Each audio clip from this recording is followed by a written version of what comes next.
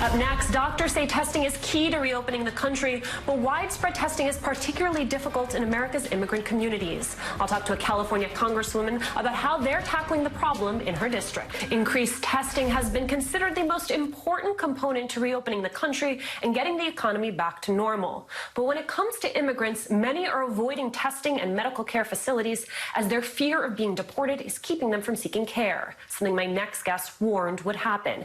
I'd like to welcome California Congresswoman Norma Torres. Congresswoman, thank you so much for your time. I mean, you're in a district, 1 in every 5 of your constituents is an immigrant. How much does it affect community health if they are scared to go to a doctor or a hospital to seek care?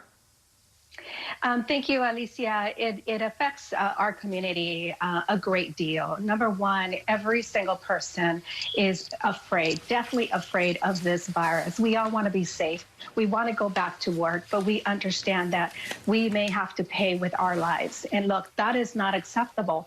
When we denied one person, one resident, a neighbor, or a child a test, we are denying health care to our entire population, and we are putting all Americans at risk. And that is something that I am so happy that finally the administration understood. But it took 42 members of Congress to write a letter, and it was only after 2 days after we sent that letter that the administration decided to back off. Now, I think it was a little too late, frankly, because the message has already been out there in our communities that they are the scapegoats. It started with undocumented people living in our community, and now this president has moved on to legal residents of the United States, and that is unacceptable. And in the wake of all of this, of course, some new decisions about immigration coming out of the White House. I want you to listen to some sound from the president on the new ban put in place. Take a listen.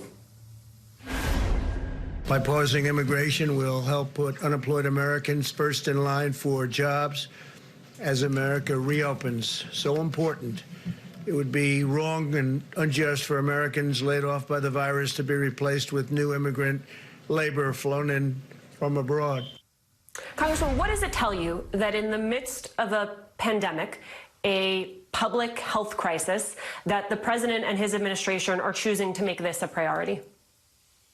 It is unfortunate that the president once again is choosing racism and politics over the health care of all Americans. You know, Americans are already first in line for many of the jobs that we have. Many of our jobs in public service require American citizenship already.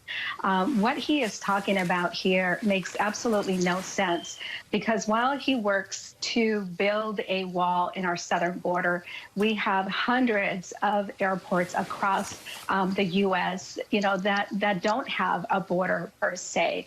So we are dependent on many of these immigrants to do the tough jobs that it's simply Americans are not attractive to work in those fields.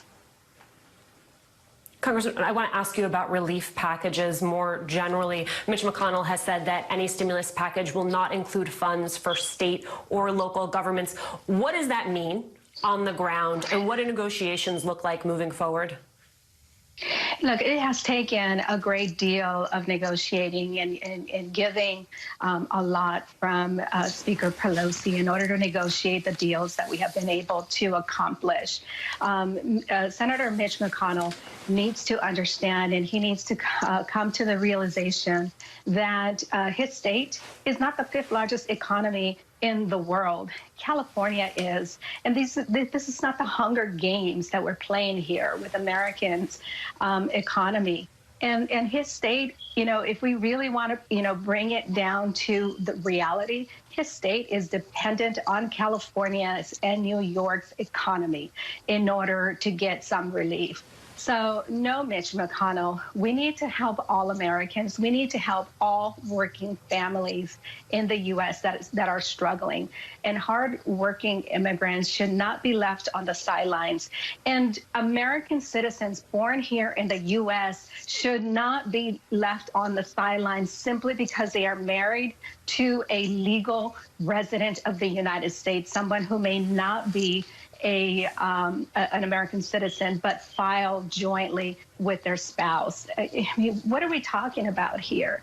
You know, we're talking about American lives and we're talking about our economy. We're never going to be able to get back to normal. If that is a possibility, we have to do it by being realistic and by helping all of our workers and not leaving people behind simply because of their ethnic background or where they come from or how they look. All right, Congresswoman Torres, thank you so much for your time. Thank you.